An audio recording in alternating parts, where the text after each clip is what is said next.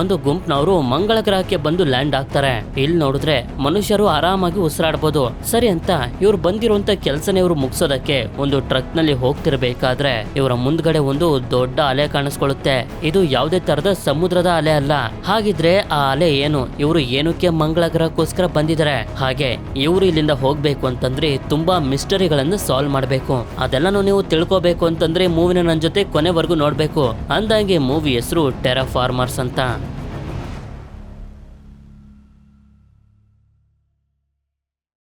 ಈ ಮೂವಿ ಶುರುವಾಗೋದು 21ನೇ ಶತಮಾನದಲ್ಲಿ. ಈ ಸಮಯದಲ್ಲಿ ಜನಸಂಖ್ಯೆ ಜಾಸ್ತಿ ಆಗಿ ಭೂಮಿಲಿ ವಾಸ ಮಾಡೋದಕ್ಕೂ ಕೂಡ ಜನರಿಗೆ ಕಷ್ಟ ಆಗ್ತಿರುತ್ತೆ. ಅದಕ್ಕೆ ಮನುಷ್ಯರು ಮಂಗಳ ಗ್ರಹದ ಮೇಲೆ ಹೋಗಿ ವಾಸ ಮಾಡಬೇಕು ಅಂತ ಡಿಸೈಡ್ ಮಾಡಿದ್ರು. ಆದ್ರೆ ಮಂಗಳ ಗ್ರಹದಲ್ಲಿ ನೋಡಿದ್ರೆ ಮನುಷ್ಯರು ಹೋಗ್ತಿದ್ದಂಗೆನೆ ಫ್ರೀಸ್ ಆಗೋಷ್ಟು ಟೆಂಪರೇಚರ್ ಕಮ್ಮಿ ಇದೆ.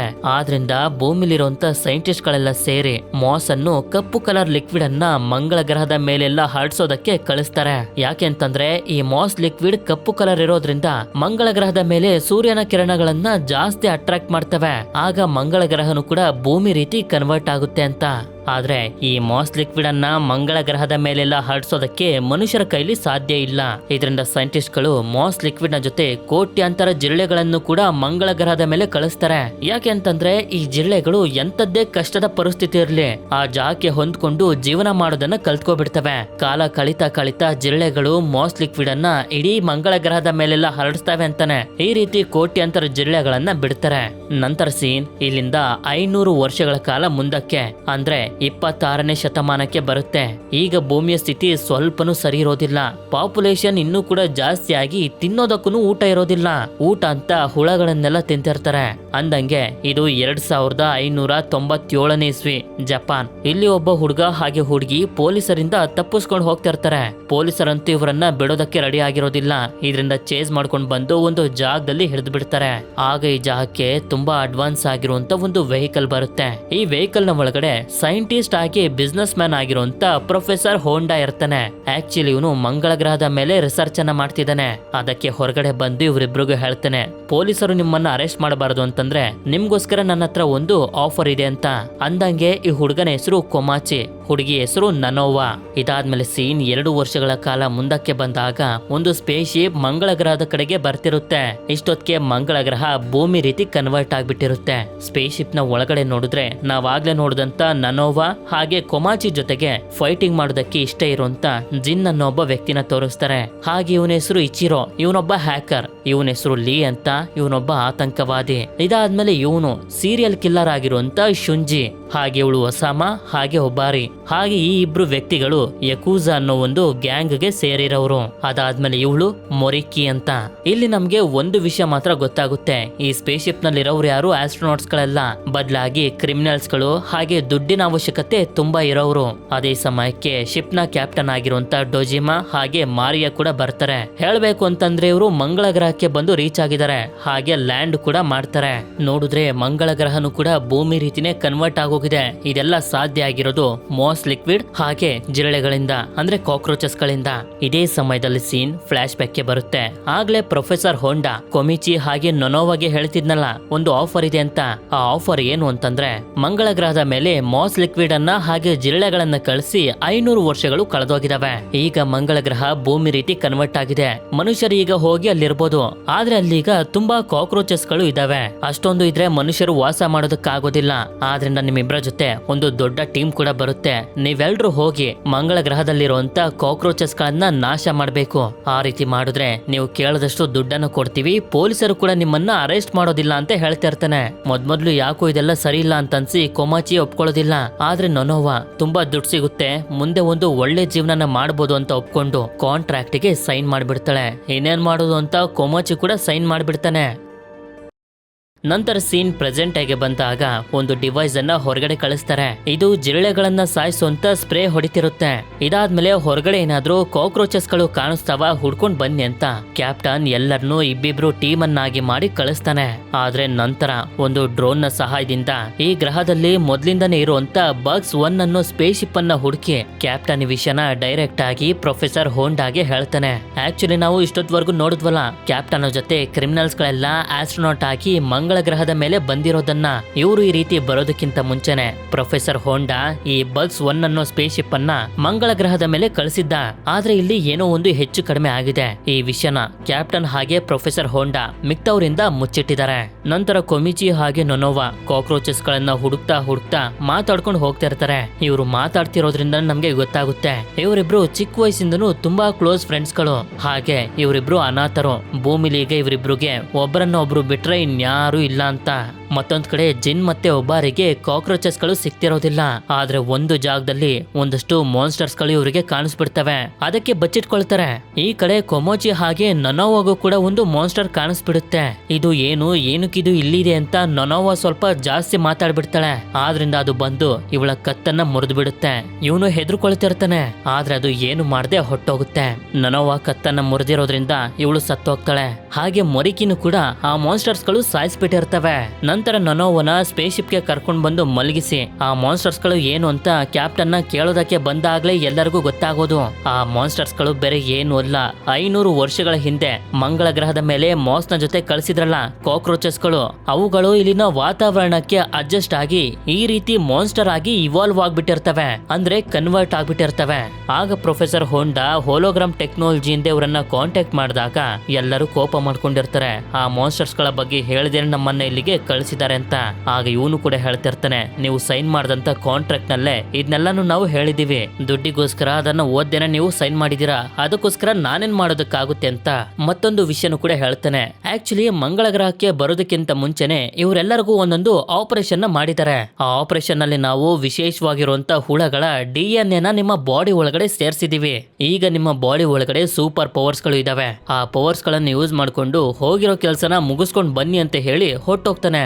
ಆಗ ಕ್ಯಾಪ್ಟನ್ ಒಂದು ಸೀರಮ್ ಅನ್ನ ತೋರಿಸಿ ಹೇಳ್ತಾ ಹೋಗ್ತಾನೆ, ಈ ತರ ಸೀರಮ್ಸ್ ಗಳು ನಿಮ್ಮ ಸೂಟ್ ಗಳಲ್ಲಿ ಇದಾವೆ. ಇದನ್ನ ಇಂಜೆಕ್ಟ್ ಮಾಡ್ಕೊಳ್ತಿದ್ದಂಗೆನೆ ನಿಮ್ಮ ಒಳಗಡೆ ಇರುವಂತ ಪವರ್ಸ್ ಗಳು ಆಕ್ಟಿವೇಟ್ ಆಗ್ತವೆ ಅಂತ. ಆಗ ಇವರ ಕೈಗಳಲ್ಲಿರುವಂತ ಡಿವೈಸ್ ಇಂದ ಇವ್ರ ಹತ್ರ ಯಾವ್ಯಾವ ತರ ಪವರ್ಸ್ ಗಳಿದಾವೆ ಅಂತ ಇವ್ರಿಗೆ ಗೊತ್ತಾಗ್ತಾ ಹೋಗುತ್ತೆ. ಪ್ರತಿಯೊಬ್ಬರಿಗೂ ಒಂದೊಂದ್ ತರ ಪವರ್ಸ್ ಗಳು ಇರ್ತವೆ. ಇನ್ನೊಂದ್ ವಿಷಯ ಏನು ಅಂತಂದ್ರೆ ಆ ಸೀರಮ್ ಅನ್ನ ಇಂಜೆಕ್ಟ್ ಮಾಡ್ಕೊಂಡ ಸ್ವಲ್ಪ ಹೊತ್ತು ಮಾತ್ರ ಇವರಿಗೆ ಪವರ್ಸ್ ಗಳು ಇರ್ತವೆ. ಹಾಗೆ ಆ ಸೀರಮ್ ಅನ್ನ ಜಾಸ್ತಿ ಕೂಡ ಇಂಜೆಕ್ಟ್ ಮಾಡ್ಕೋಬಾರ್ದು, ಇಲ್ಲಂತಂದ್ರೆ ಇವರ ಪ್ರಾಣಕ್ಕೂ ಕೂಡ ಅಪಾಯ ಇರುತ್ತೆ. ಅದೇ ಸಮಯಕ್ಕೆ ಒಂದು ಕಾಕ್ರೋಚ್ ಇವ್ರ ಕಡೆಗೆ ಬರ್ತಿರೋದು ಗೊತ್ತಾಗುತ್ತೆ. ಆಗಲ್ಲಿ ಬಂದು ನಾವಿಲ್ಲಿಗೆ ಬಂದಿರೋದೇ ದುಡ್ಡಿಗೋಸ್ಕರ ಕೆಲಸ ಮಾಡ್ಬಿಟ್ಟು ಹೋಗೋದಕ್ಕೆ. ಈಗ ಹೇಗಿದ್ರು ನಮ್ಮ ಹತ್ರ ಪವರ್ಸ್ ಗಳು ಇದಾವೆ, ಅದನ್ನ ಯೂಸ್ ಮಾಡ್ಕೊಂಡು ಕಾಕ್ರೋಚ್ ಗಳನ್ನ ಸಾಯಿಸಿ ಇಲ್ಲಿಂದ ಹೋಗ್ಬೇಕು ಅಂತ ಹೊರಗಡೆ ಈ ಕಾಕ್ರೋಚ್ ನ ಮುಂದೆ ಬಂದು ಸೀರಮ್ ಅನ್ನ ಇಂಜೆಕ್ಟ್ ಮಾಡ್ಕೋತಾನೆ. ಇದರಿಂದ ಇವನ ಪವರ್ ಆಕ್ಟಿವೇಟ್ ಆಗಿ ವಿಚಿತ್ರವಾಗಿ ಕಾಣ್ತಿರ್ತಾನೆ.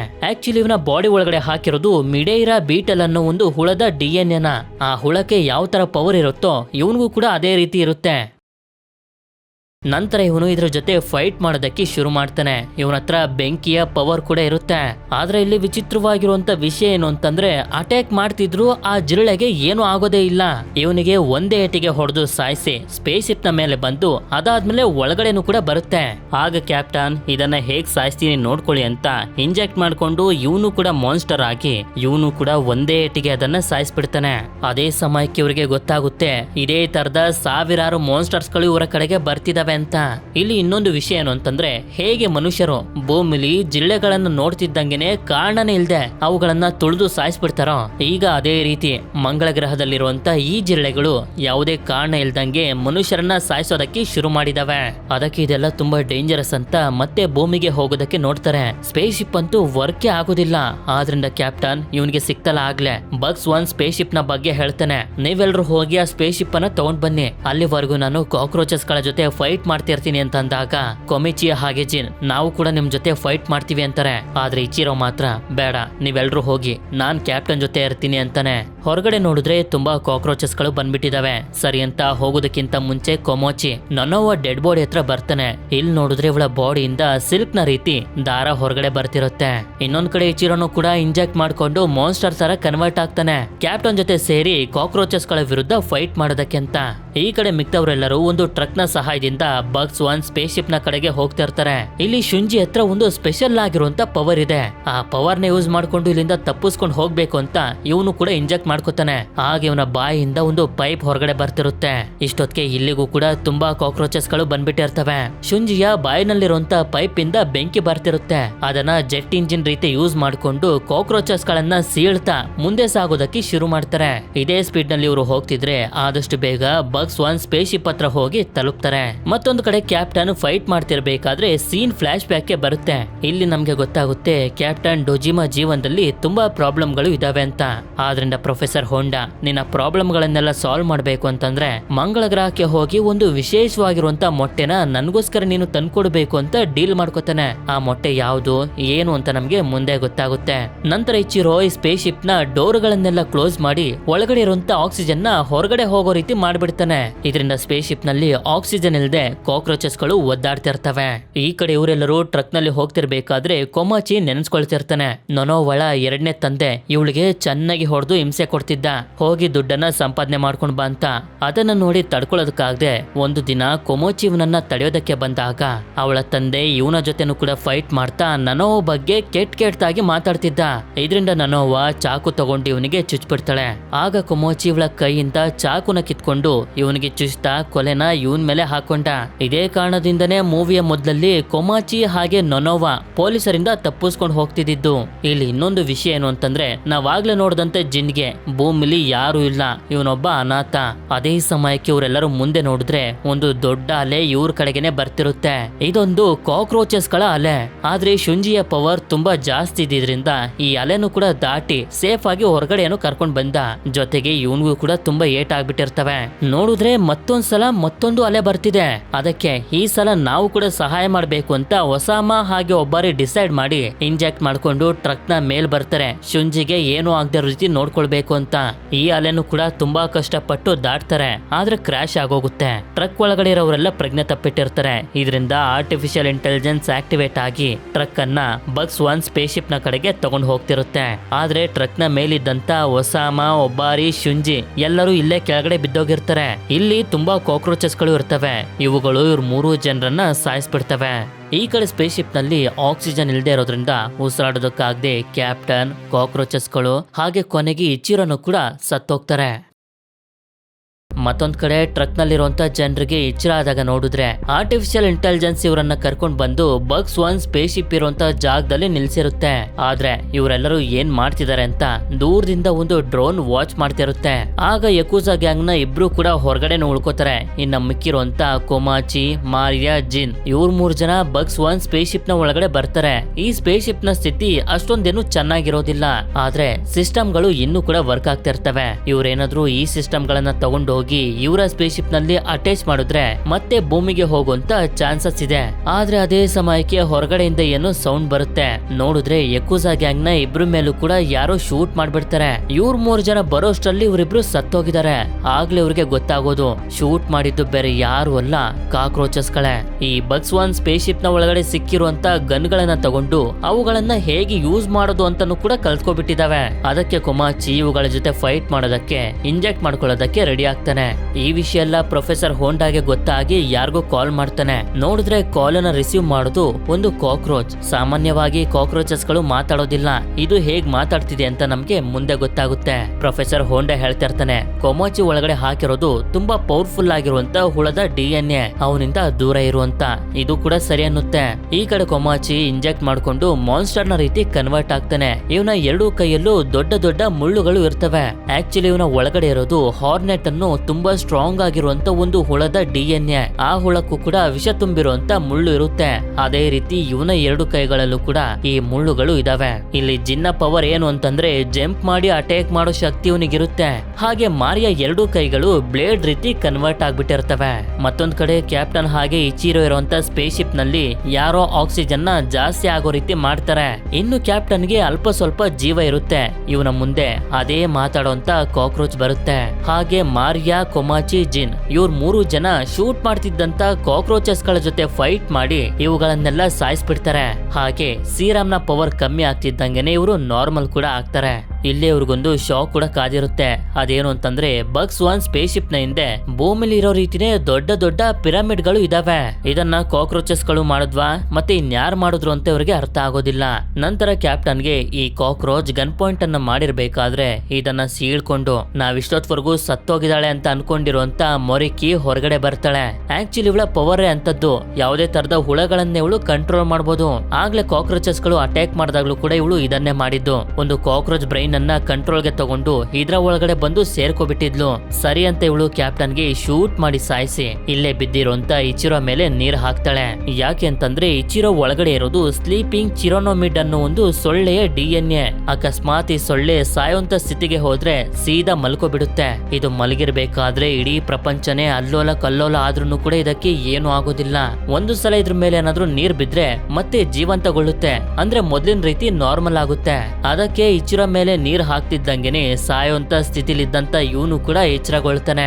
ಇವರಿಬ್ರು ಕಾಕ್ರೋಚ್ ನ ಮೊಟ್ಟೆಯ ಬಗ್ಗೆ ಮಾತಾಡ್ತಿರ್ತಾರೆ. ನೋಡಿದ್ರೆ ಮೊರಿಕಿ ಕಾಕ್ರೋಚ್ ಗಳನ್ನ ಕಂಟ್ರೋಲ್ಗೆ ತಗೊಂಡು ಒಂದು ದೊಡ್ಡ ಮೊಟ್ಟೆನ ಸ್ಪೇಸ್ ಶಿಪ್ ನ ಒಳಗಡೆ ಇಡೋ ರೀತಿ ಮಾಡ್ಬಿಟ್ಟಿದ್ದಾಳೆ. ಆಕ್ಚುಲಿ ಪ್ರೊಫೆಸರ್ ಹೋಂಡಾ ಕ್ಯಾಪ್ಟನ್ ಡೊಜೆಮಾಗೆ ಹೇಳ್ತಿದ್ನಲ್ಲ, ಮಂಗಳ ಗ್ರಹದಲ್ಲಿರುವಂತ ಒಂದು ಮೊಟ್ಟೆನ ನೀನ್ ನನ್ಗೆ ತಂದ್ಕೊಡ್ಬೇಕು ಅಂತ. ಅದು ಇದೇ ಮೊಟ್ಟೆ ಬಗ್ಗೆ ಅವನು ಹೇಳ್ತಿದ್ದು. ಆದ್ರೆ ಪ್ರೊಫೆಸರ್ ಈ ವಿಷಯನ ಡೊಜಿಮಾಗೆ ಹೇಳೋದಕ್ಕಿಂತ ಮುಂಚೆ ಮೊರಿಕಿ ಹಾಗೆ ಇಚುರಾಗೆ ಹೇಳಿದ್ದ. ಆದ್ರಿಂದ ಇವರಿಬ್ರು ಈಗ ಕ್ಯಾಪ್ಟನ್ ನ ಸಾಯಿಸಿ ಈ ಮೊಟ್ಟೆನ ಭೂಮಿಗೆ ಎತ್ಕೊಂಡು ಹೋಗೋದಕ್ಕೆ ನೋಡ್ತಿರೋದು. ಇದೇ ಸ್ಪೇಸ್ ಶಿಪ್ ನಲ್ಲಿ ನೋಡಿದ್ರೆ ನನೋವ ಡೆಡ್ ಬಾಡಿ ಸುತ್ತ ರೇಷ್ಮೆ ದಾರಗಳೆಲ್ಲ ಆವರಿಸ್ಕೊಬಿಟ್ಟಿರ್ತವೆ. ನಂತರ ಇವ್ರ 3 ಜನರ ಹತ್ರ ಆ ಡ್ರೋನ್ ಬರುತ್ತೆ. ಇದರ ಮೂಲಕ ಪ್ರೊಫೆಸರ್ ಹೋಂಡಾ, ಮೊರಿಕಿ ಹಾಗೆ ಇಚಿರೋ ಇನ್ನೂ ಕೂಡ ಬದುಕಿದ್ದಾರೆ. ಅವರಿಬ್ರು ಇವನಿಗೆ ಇವನ ಪ್ಲಾನ್ ನಲ್ಲಿ ಸಹಾಯ ಮಾಡ್ತಿದ್ದಾರೆ ಅಂತ ಹೇಳಿ ಇವನ ನಿಜವಾದ ಪ್ಲಾನ್ ಏನು ಅಂತ ಹೇಳ್ತಾ ಹೋಗ್ತಾನೆ. ಆಕ್ಚುಲಿ ಈ ಬಗ್ಸ್ ಒನ್ ಸ್ಪೇಸ್ ಶಿಪ್ ಇದೆಯಲ್ಲ, ಇದರಲ್ಲಿ ಪ್ರೊಫೆಸರ್ ಹೋಂಡಾ ಮೊದ್ಲು ನಿಜವಾದ ಆಸ್ಟ್ರೋನಾಟ್ಸ್ ಗಳನ್ನೇ ಕಳಿಸಿದ್ದ. ಆದ್ರೆ ಕಾಕ್ರೋಚಸ್ ಗಳು ಅವರೆಲ್ಲರನ್ನೂ ಸಾಯಿಸ್ಬಿಟ್ರು. ಆದ್ರೆ ಬಗ್ಸ್ ಒನ್ ಸ್ಪೇಸ್ ಶಿಪ್ ನ ಒಳಗಡೆ ಇದ್ದಂತ ಒಂದು ಸಣ್ಣ ಸ್ಪೇಸ್ ಶಿಪ್ ಹೇಗೋ ಮಾಡಿ ಭೂಮಿಗೆ ಬಂದು ತಲುಪ್ತು. ಆ ಸಣ್ಣ ಸ್ಪೇಸ್ ಶಿಪ್ ನ ಒಳಗಡೆ ಪ್ರೊಫೆಸರ್ ಹೋಂಡಾಗೆ ಕಾಕ್ರೋಚ್ ನ ತಲೆ ಸಿಕ್ತು. ಇದರಿಂದಾನೇ ಇವನಿಗೆ ಗೊತ್ತಾಗಿದ್ದು ಮಂಗಳ ಗ್ರಹದ ಮೇಲಿರುವಂತ ಕಾಕ್ರೋಚಸ್ ಗಳು ಇವಾಲ್ವ್ ಆಗಿ ಮನುಷ್ಯರಿಗಿಂತ ತುಂಬಾ ಸ್ಟ್ರಾಂಗ್ ಆಗಿ ಆಗ್ಬಿಟ್ಟಿದಾವೆ ಅಂತ.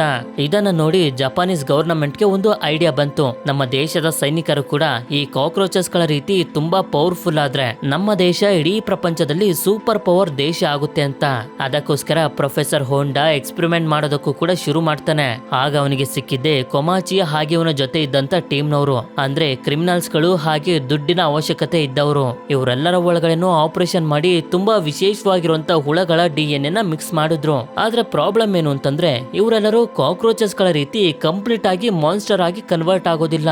ಹಾಗೆ ಸೀರಮ್ ನ ಪವರ್ ಮುಗ್ದೋಗ್ತಿದ್ದಂಗೆನೆ ಮತ್ತೆ ಮನುಷ್ಯರಾಗಿ ಕನ್ವರ್ಟ್ ಆಗೋಗ್ತಾರೆ. ಅದಕ್ಕೆ ಕೊಮಾಚಿ ಹಾಗೆ ಇವನ ಜೊತೆ ಇದ್ದವರೆಲ್ಲರನ್ನು ಮಂಗಳ ಗ್ರಹಕ್ಕೆ ಕಳಿಸಿದ್ದು. ಇದಕ್ಕೆ 2 ಕಾರಣಗಳಿದಾವೆ. ಮೊದಲನೇದು, ನಾವಾಗ್ಲೇ ನೋಡಿದಂತ ಮೊಟ್ಟೆನ ಭೂಮಿಗೆ ತರೋದು. ಆ ಮೊಟ್ಟೆ ಒಳಗಡೆ ಇರುವಂತ ಕಾಕ್ರೋಚ್ ನ ಮೇಲೆ ರಿಸರ್ಚ್ ಮಾಡೋದ್ರಿಂದ ಈ ಕಾಕ್ರೋಚಸ್ ಗಳು ಇಷ್ಟೊಂದು ಹೇಗೆ ಸ್ಟ್ರಾಂಗ್ ಆದವು ಅಂತ ಗೊತ್ತಾಗುತ್ತೆ. ಆಗ ಅದೇ ರೀತಿ ಮನುಷ್ಯರನ್ನು ಕೂಡ ತುಂಬಾ ಸ್ಟ್ರಾಂಗ್ ಆಗಿ ಮಾನ್ಸ್ಟರ್ ರೀತಿ ಮಾಡಬಹುದು. ಇನ್ನೊಂದು ಕಾರಣ ಏನು ಅಂತಂದ್ರೆ ಪ್ರೊಫೆಸರ್ ಹೋಂಡಾ ಎಕ್ಸ್ಪೆರಿಮೆಂಟ್ ಅನ್ನ ಮಾಡಿ ಕೊಮಾಚಿ ಹಾಗೆ ಅವನ ಟೀಮ್ ನವರೆಲ್ಲರನ್ನು ಅರ್ಧ ಮಾನ್ಸ್ಟರ್ ನ ರೀತಿ ಕನ್ವರ್ಟ್ ಮಾಡಿದಾನಲ್ಲ, ಕಾಕ್ರೋಚಸ್ ಗಳ ಮುಂದೆ ಅವರ ಪವರ್ ಎಷ್ಟಿದೆ ಅಂತ ತಿಳ್ಕೊಳ್ಳೋದಕ್ಕೆ.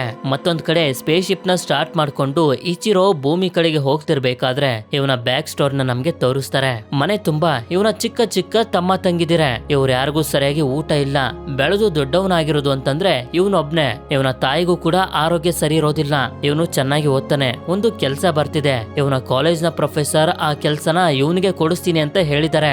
ಆದ್ರೆ ನಂತರನೇ ಇವನಿಗೆ ಗೊತ್ತಾಗೋದು ಆ ಕೆಲ್ಸನ ಪ್ರೊಫೆಸರ್ ಒಬ್ಳು ಹುಡುಗಿಗೆ ಕೊಟ್ಬಿಟ್ಟಿದ್ದಾರೆ ಅಂತ. ಯಾಕೆ ಅಂತಂದ್ರೆ ಆ ಪ್ರೊಫೆಸರ್ಗೂ ಆ ಹುಡುಗಿಗೂ ಅಕ್ರಮ ಸಂಬಂಧ ಇತ್ತು. ಅದಕ್ಕೆ ಇವನ ಫ್ಯಾಮಿಲಿಗೋಸ್ಕರ ದುಡ್ಡನ್ನ ಸಂಪಾದನೆ ಮಾಡೋದಕ್ಕೇನೆ ಇವನು ಈ ಮಿಷನ್ಗೋಸ್ಕರ ಮಂಗಳ ಗ್ರಹಕ್ಕೆ ಬಂದಿದ್ದು. ಹಾಗೆ ಇಷ್ಟೊತ್ತಿಗೆ ಸೀರಮ್ ನ ಪವರ್ ಕಮ್ಮಿ ಆಗಿರೋದ್ರಿಂದ ಮೊರಿಕಿ ಕೂಡ ನಾರ್ಮಲ್ ಆಗಿರ್ತಾಳೆ. ಹೀಗೆ ಇವರು ಭೂಮಿ ಕಡೆಗೆ ಹೋಗೋದಕ್ಕೆ ರೆಡಿ ಆಗ್ತಿರ್ಬೇಕಾದ್ರೆ ಅದೇ ಸಮಯಕ್ಕೆ ಗಮನಿಸ್ತಾರೆ ಆ ಮೊಟ್ಟೆ ಹೊಡೆಯೋದಕ್ಕೆ ಶುರುವಾಗಿ ಒಳಗಡೆಯಿಂದ 2 ಕಾಕ್ರೋಚಸ್ ಗಳು ಹೊರಗಡೆ ಬರ್ತವೆ. ಇದರಿಂದ ಇವಳು ಮತ್ತೆ ಇಂಜೆಕ್ಟ್ ಮಾಡ್ಕೊಂಡು ಈ ಕಾಕ್ರೋಚಸ್ ಗಳನ್ನ ಕಂಟ್ರೋಲ್ ಮಾಡೋದಕ್ಕೆ ನೋಡ್ತಾಳೆ. ಆದ್ರೆ ಇವುಗಳ ಮುಂದೆ ಇವಳ ಪವರ್ ವರ್ಕ್ ಆಗೋದಿಲ್ಲ. ಹಾಗೆ ಇವುಗಳ ಹಣೆ ಮೇಲೆ ವಿಚಿತ್ರವಾಗಿರುವಂತ ವೈಟ್ ಕಲರ್ ಮಾರ್ಕ್ ಗಳು ಇರ್ತವೆ. ನಂತರ ಇವುಗಳು ಇವಳನ್ನ ಸಾಯಿಸೇ ಬಿಡ್ತವೆ.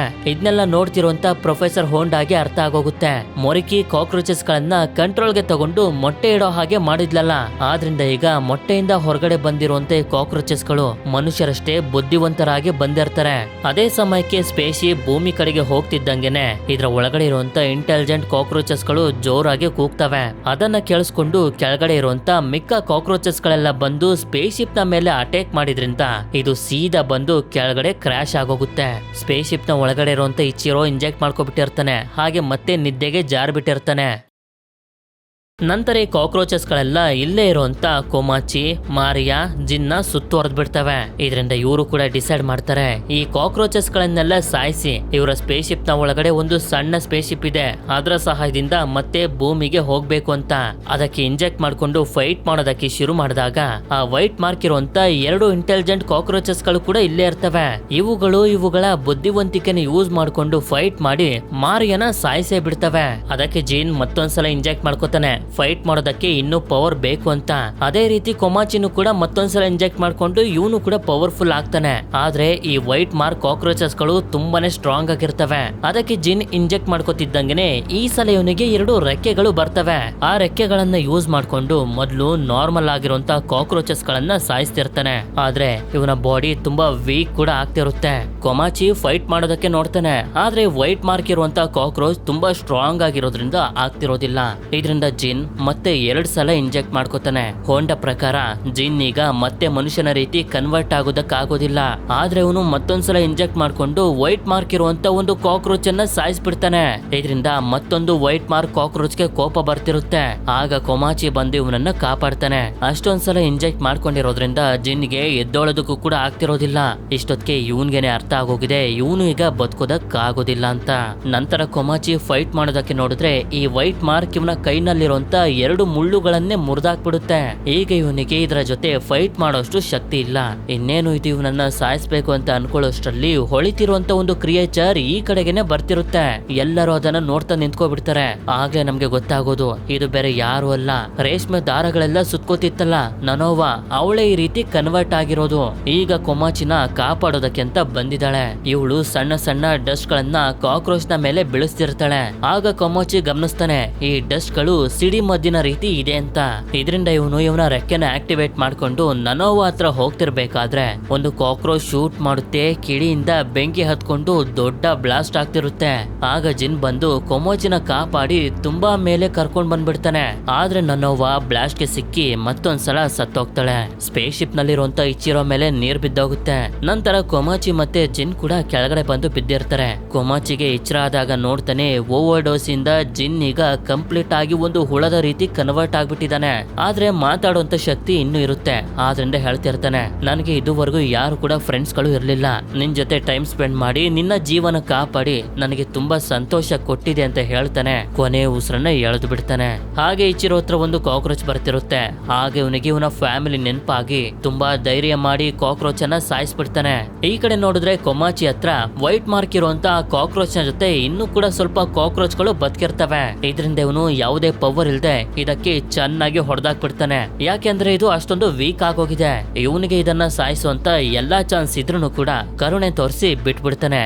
ಇದು ಈ ಕಾಕ್ರೋಚ್ಗೂ ಕೂಡ ಅರ್ಥ ಆಗುತ್ತೆ. ನಂತರ ಇವನು ಒಳಗಡೆ ಬಂದಾಗ ಕಾಕ್ರೋಚಸ್ ಗಳ ಮಧ್ಯ ಸತ್ತು ಬಿದ್ದಿರುವಂತ ಕ್ಯಾಪ್ಟನ್ ಕಾಣಿಸ್ತಾನೆ. ಇನ್ನು ಸ್ವಲ್ಪ ಒಳಗಡೆ ಬಂದಾಗ ಇಚಿರೋ ಕಾಣಿಸಿ ಇವನ್ ಮೇಲೆ ಕೋಪ ಮಾಡ್ಕೊಳ್ತಾನೆ. ಇಚಿರೋ ಗನ್ ಪಾಯಿಂಟ್ ಮಾಡ್ತಾನೆ. ಆದ್ರೆ ಶೂಟ್ ಮಾಡೋದು ಇವನ ಹಿಂದೆ ಇದ್ದಂತ ಒಂದು ಕಾಕ್ರೋಚ್ಗೆ. ಈಗ ಇವರಿಬ್ರಿಗೂ ಬೇಕಾಗಿರೋದು ಒಂದೇ, ಮತ್ತೆ ಭೂಮಿಗೆ ಹೋಗ್ಬೇಕು. ಆದ್ರಿಂದ ಈ ಸ್ಪೇಸ್ ಶಿಪ್ ನಲ್ಲಿರುವಂತ ಸಣ್ಣ ಸ್ಪೇಸ್ ಶಿಪ್ ಅನ್ನ ತಗೊಂಡು ಹೋಗ್ತಿರ್ತಾರೆ. ಈ ವೈಟ್ ಮಾರ್ಕ್ ಕಾಕ್ರೋಚ್ ಅವರ ಮೇಲೆ ಬೇರೆ ಕಾಕ್ರೋಚ್ ಗಳು ಅಟ್ಯಾಕ್ ಮಾಡದೇ ಇರೋ ರೀತಿ ತಡೆಯುತ್ತೆ. ಯಾಕೆ ಅಂತಂದ್ರೆ ಇದಕ್ಕೂ ಕೂಡ ಅರ್ಥ ಆಗೋಗಿದೆ ನಾವೇನು ಅವರಿಗೆ ಮಾಡ್ಲಿಲ್ಲ ಅಂತಂದ್ರೆ ಅವರು ಕೂಡ ನಮ್ಗೆ ಏನು ಮಾಡೋದಿಲ್ಲ ಅಂತ. ಈ ಕಡೆ ಭೂಮಿಲಿರುವಂತ ಪ್ರೊಫೆಸರ್ ಹೋಂಡಾ ಪ್ಲಾನ್ ಕಂಪ್ಲೀಟ್ ಆಗಿ ಫೇಲ್ ಆಗೋಗಿದೆ. ಇದ್ರ ಬಗ್ಗೆ ಇವನು ಯೋಚನೆ ಮಾಡ್ತಿರ್ಬೇಕಾದ್ರೆ ಇವನಿಗೆ ಗೊತ್ತಾಗೋದು ಇವನ ಅಸಿಸ್ಟೆಂಟ್ ಜಪಾನೀಸ್ ಗವರ್ನಮೆಂಟ್ ಗೋಸ್ಕರ ಕೆಲಸ ಮಾಡೋದು. ಇವನು ಏನೇನೆಲ್ಲ ಮಾಡ್ತಾನೆ ಅಂತ ವಾಚ್ ಮಾಡೋದಕ್ಕೆ ಇವನ ಹತ್ರ ಬಂದು ಕೆಲ್ಸಕ್ಕೆ ಸೇರ್ಕೊಂಡಿದ್ಲು ಅಂತ. ಈಗ ಇವನ ಪ್ಲಾನ್ ಫ್ಲಾಪ್ ಆಗಿರೋದ್ರಿಂದ ಇವನಿಗೆ ಶೂಟ್ ಮಾಡ್ತಾಳೆ. ಆದ್ರೆ ಬುಲೆಟ್ ಇವನ ಹತ್ರನೂ ಕೂಡ ಬರೋದಿಲ್ಲ. ನಂತರ ಇವನು ಒಂದು ಡಿವೈಸ್ ಇಂದ ಇವಳಿಗೆ ವಿಷನ ಹಾಕಿ ಸಾಯಿಸ್ಬಿಡ್ತಾನೆ. ಈ ಕಡೆ ಇವರಿಬ್ರು ಮತ್ತೆ ಭೂಮಿಗೆ ಬರ್ತಿರ್ಬೇಕಾದ್ರೆ ಇಚಿರೋ ಕೊಮಾಚಿನ ಕೇಳ್ತಾನೆ ವಾಪಸ್ ಭೂಮಿಗೆ ಹೋದ್ಮೇಲೆ ಏನ್ ಮಾಡ್ತೀಯ ಅಂತ. ಇವನು ಕೂಡ ಹೇಳ್ತಿರ್ತಾನೆ ಮೊದ್ಲು ಸತ್ತವ್ರಿಗೆಲ್ಲರಿಗೂ ಸಮಾಧಿನ ಮಾಡ್ತೀನಿ, ಅದಾದ್ಮೇಲೆ ಮತ್ತೆ ಈ ಗ್ರಹಕ್ಕೆ ಬರ್ತೀನಿ ಅಂತ. ಆಕ್ಚುಲಿ ಇವನಿಗೆ ನನೋವಾ ಇನ್ನೂ ಕೂಡ ಬದುಕಿದಾಳೆ ಅನ್ನೋ ನಂಬಿಕೆ ಇರುತ್ತೆ. ಅದಕ್ಕೆ ವಾಪಸ್ ಬರ್ತೀನಿ ಅಂತ ಹೇಳ್ತಿದ್ದಾನೆ. ಇಲ್ಲಿಗೆ ಈ ಮೂವಿ ಎಂಡ್ ಆಗುತ್ತೆ. ನೆಕ್ಸ್ಟ್ ನಾವು ಮಾಡ್ತಿರುವಂತ ಮೂವಿ ತುಂಬಾ ಅದ್ಭುತವಾಗಿರುವಂತ ಮೂವಿ. ಅದನ್ನ ನೋಡಿದ್ರೆ ಯಾರಾದ್ರೂ ತಪ್ಪು ಮಾಡಿದ್ರೆ ಮುಂದೆ ತಪ್ಪು ಮಾಡಬಾರ್ದು ಅನ್ನೋ ಪಶ್ಚಾತ್ತಾಪ ಬರುತ್ತೆ. ಆತರ ಮೂವಿನ ಮಾಡ್ತಿದೀವಿ. ಯಾವ ಕ್ಯಾಟಗರಿ ಮೂವಿ ಅಂತ ನಿಮ್ಗೆ ಗೊತ್ತಿತ್ತು ಅಂತಂದ್ರೆ ಗೆಸ್ ಮಾಡಿ ಕಮೆಂಟ್ ಮಾಡಿ. ಸರಿಯಾಗಿತ್ತು ಅಂತಂದ್ರೆ ನಾನ್ ನಿಮ್ಗೆ ರಿಪ್ಲೈ ಮಾಡೇ ಮಾಡ್ತೀನಿ. ಸರಿ, ವಿಡಿಯೋ ಇಷ್ಟ ಆಗಿತ್ತು ಅಂತಂದ್ರೆ ಲೈಕ್ ಮಾಡಿ. ಸಿಗೋಣ ಮತ್ತೊಂದು ಅಮೇಜಿಂಗ್ ಆಗಿರುವಂತ ವಿಡಿಯೋದಲ್ಲಿ. Until then stay tune mystery explainer Kannada.